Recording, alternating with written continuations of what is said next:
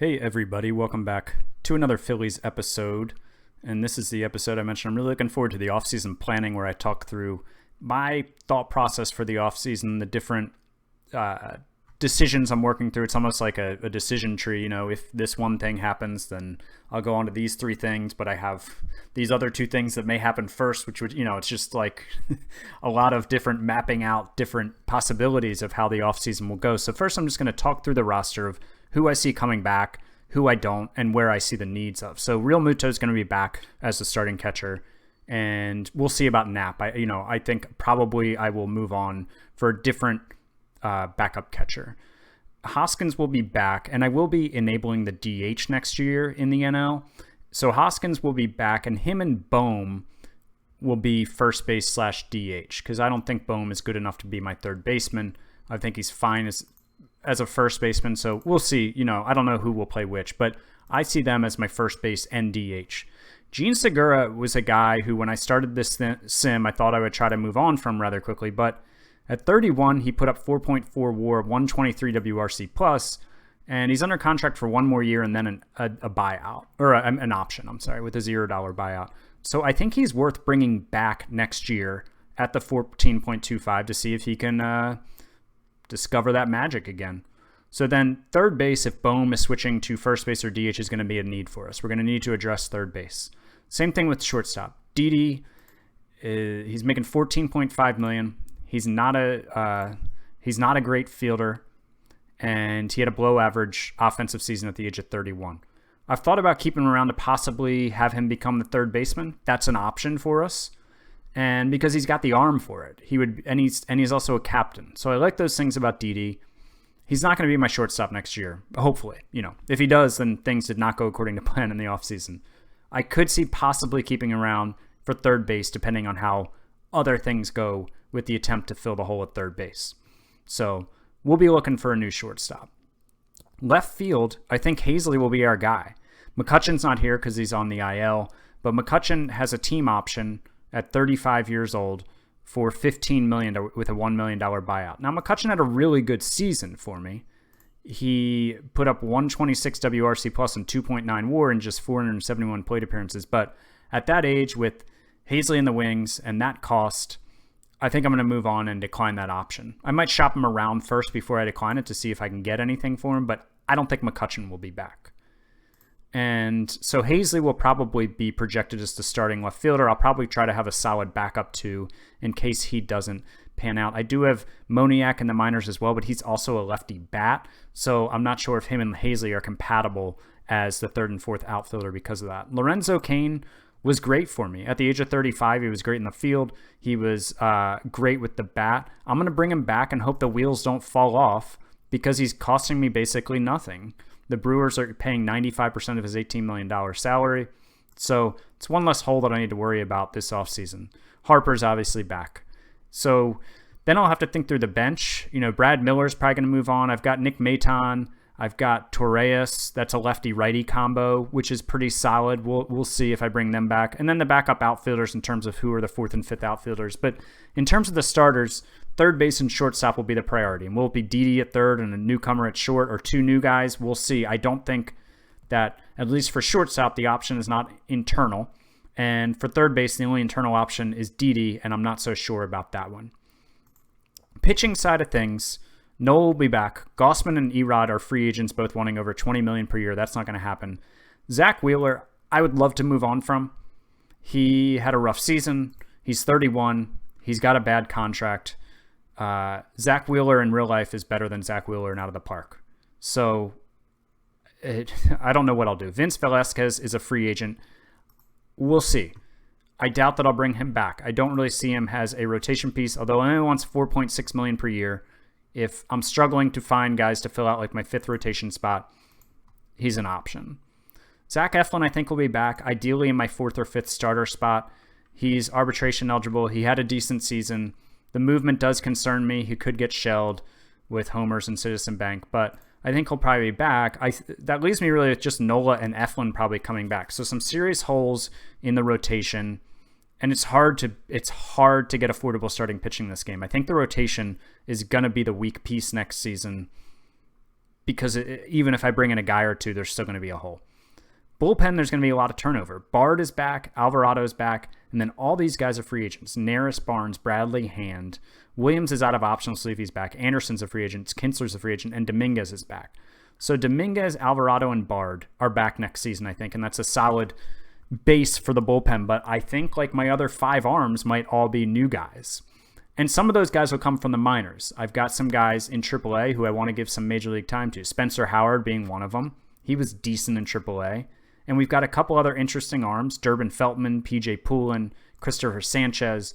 All these guys will get a shot at some of those bullpen roles. Now, I'll probably only hold like 2 of those roles for maybe like those, 5 to 7 guys who have a shot to fill it. So at that point, I'm looking at 3 bullpen arms that I need to bring in because I'll have Bard, Alvarado, and Dominguez, and then 2 minor league guys who are going to come up and have options, and I'll use those spots as kind of flex spots for fresh arms. And that gives me 5, and then I'll hopefully bring in 3 relievers. We'll see if I bring any of these guys back. We'll see what their asking prices are. I'll probably target pitchers with high movement in free agency or in trades. So speaking of trades, I started fiddling around a little bit, and, I'm not committed to these. I just kind of started looking at things, and I did want to point out that I think I'm going to lower the trade difficulty. And I think I'm going to lower it to 1 above the default for both the difficulty and the preference of prospects. The reason is, man, with this up 3 above, as I started to look around at trades for the offseason, it was just crazy what it costs. Like, I mean, for example, I looked at Willy Adames because he had a really good arm. I was like, maybe I could bring him in to play third base for cheap.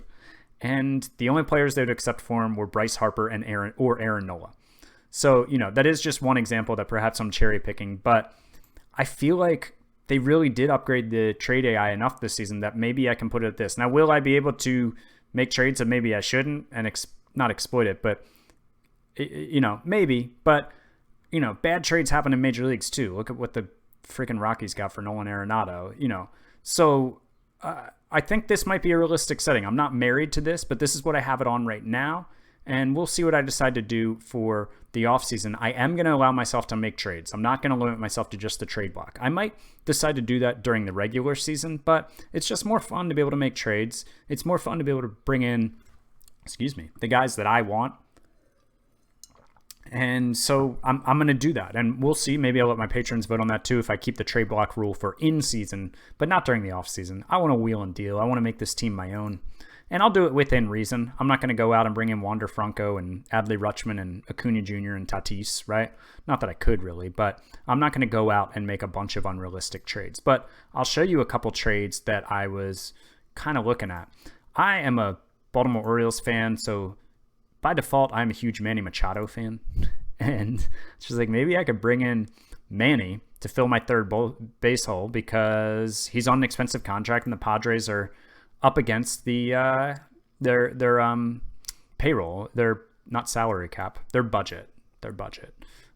So Manny is 29 on a really expensive contract. Now, if he opts out in 2 seasons, it's not a big deal, but this would be a big win now move, right? Because this contract's probably going to be bad by the end. At the same time, I'm going to have Harper's contract, right? Like Israel Muta is still around. So it could get ugly as Manny and Harper and Real Muto are in their early to mid 30s if I make this trade. But man, like maybe we just need to go for it right now. We've got a bad farm system. We've got Bryce Harper still just 28, 29.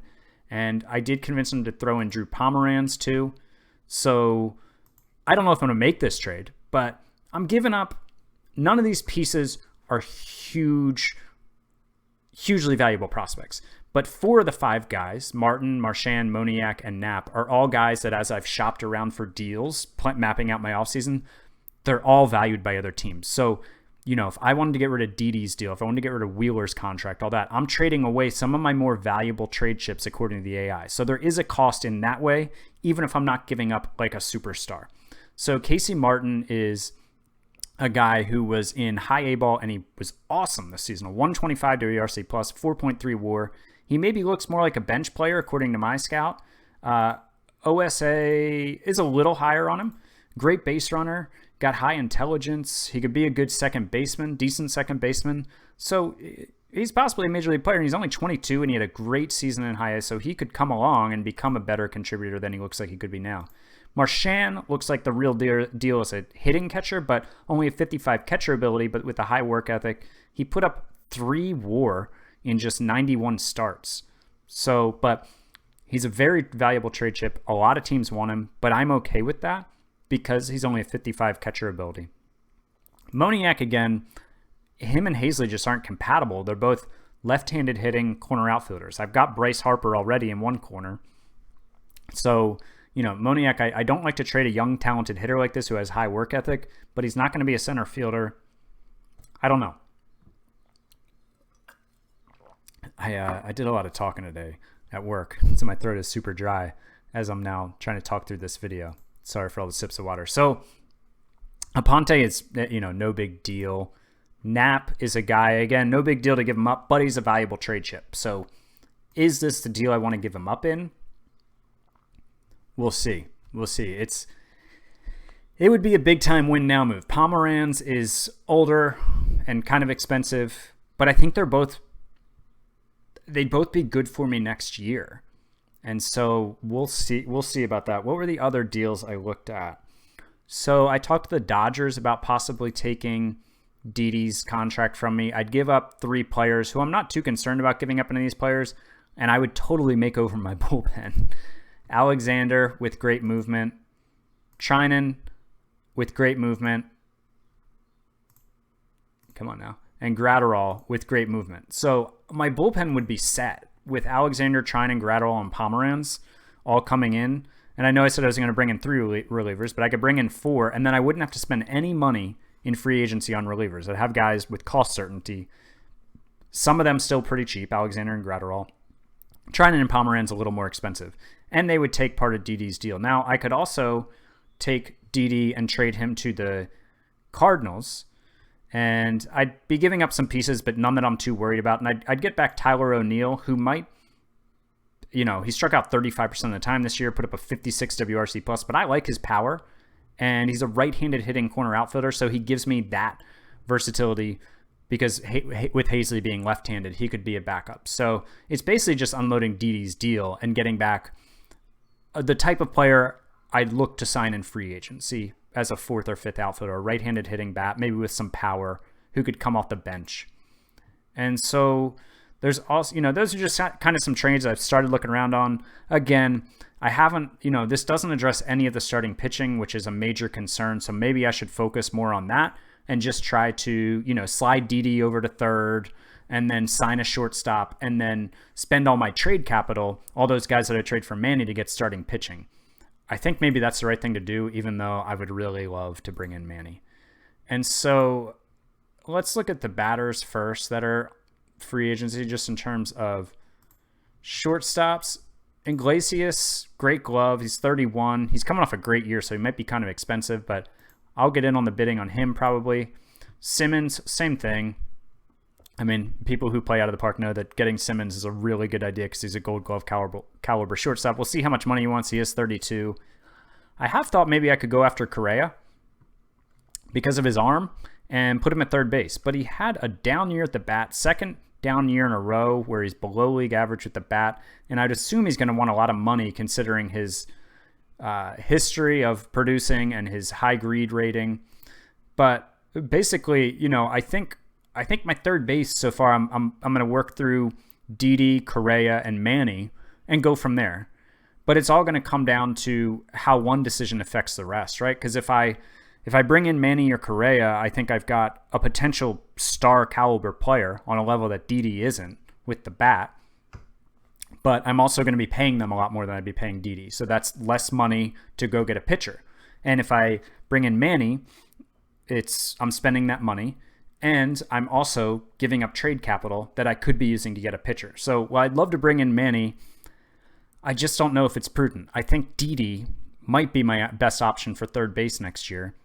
Then sign Simmons or Iglesias and then make some trades for pitching, the bullpen, as well as starting. So, but if I go out there and there's no good starters to trade for, maybe I go back and I get Manny if that's going to improve my team the most. So starting pitching wise, oh wow, Bauer's going to opt out. Well, that's an interesting decision. So Bauer's going to be out there. I don't know that I'm that interested in him. Maybe. We'll see. Scherzer is going to be coming off a torn labrum and he's going to be ready for the season. Morton is injured. Alex Wood, elbow ligament reconstruction. There's not a lot out here for starting pitching. Gossman I don't know if he's going to be worth the money he's demanding. I think I need to go the trade route for pitching, which again leads me again to Correa or Didi being my best options, so I don't give up trade capital for Manny. But I really want Manny. So now I just want to go over a couple other settings that I'm going to change. I am going to change the ballpark. I haven't done it yet, but I'm going to change the home run factors back to the default for Citizen Bank Park. So it's going to be a launching pad for home runs next season. What else am I going to do? It was suggested to me, since my team is older and it's going to be more fun if Harper's good for a while for this sim, if I'm going to play it out long term, to change the aging speed. And I think that's reasonable. And I was watching the Foolish Baseball Ranger sim the other day, and he changed his aging speed to 0.800. I've never adjusted the aging speed for batters or pitchers, but my thought is if it's good enough for Foolish Bailey, then it's good enough for me. So I think I'm going to change this to 0.800. That's me one thing I'm going to change. And I talked about the trade difficulty, and I'm going to enable the DH, like I said. So those are the settings I'm going to change. And yeah, so I'm going to get to work on this offseason. I think there's going to be a good amount of turnover on this team. It's going to be interesting to see which direction, the trade market kind of leads us, and if we can bring in certain players via trade. But I'm really looking to win right now with Real Muto and Harper still good. I did want to show you that the farm system, forget about this, moved all the way from 28th to 26th. This guy came out of nowhere, Edward Segovia. And you can see his scouting, everything's on its way up, right? I mean, look, he was a 50 potential stuff. Now he's a 65 with a current 55. His movement went from 45 to 55. Control is still at 50, and he's still just 20 years old. He was quite good in 106 innings of A-ball. Then he went to high A and was fine in 5 starts. So we've all of a sudden got a top 50 pitching prospect. Stott moved up to 33rd, even though he didn't do much last year. Abel had a fine year, but walks were still kind of an issue in A-ball. And other than that, not a lot to report on prospects. Rock Riggio cracked our top 20. They really don't like my first overall pick. He's not even on here. Casey Salk, because OSA is much lower on him than My Scout. You see, My Scout's got him at a fit, but My Scout's excellent at scouting amateurs. So anyways, that's a wrap on the offseason planning. Let me know what you guys think of the different plans, the different ideas, which direction you would go, what you think of the settings I'm adjusting, and I'll be back to show you the 2022 Phillies just as soon as we're done putting in the work on building them. Thanks for watching. Talk to you guys next time.